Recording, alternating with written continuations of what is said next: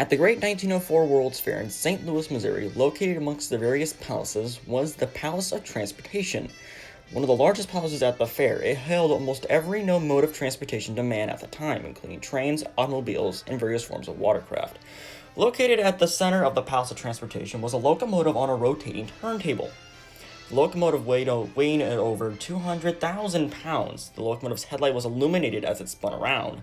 The locomotive in question was Cleveland, Cincinnati, Chicago, and St. Louis number 373, a 442 steam locomotive built by Alco in the previous years before the fair. The locomotive was the latest and greatest in steam locomotive technology at the time, as the locomotive could achieve speeds of well over 100 miles an hour on fast passenger trains. As the locomotive was spun around on its large turntable, the engine was supported in such a way that the engine's driver wheels were allowed to rotate freely. The exhibit must have been quite a sight. The exhibit was given quite a fitting name, too, known as the Spirit of the 20th Century. The locomotive was by far probably the most drawing factor to the transportation hall, and I guarantee if I were there, it would have been the first thing I would have went to.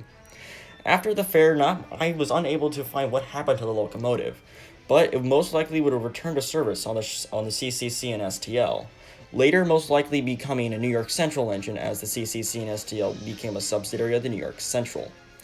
Well, I hope you have enjoyed this kind of short episode. I kind of ran low on time on stuff to do. This is MKT311 signing off. Have a wonderful rest of your day.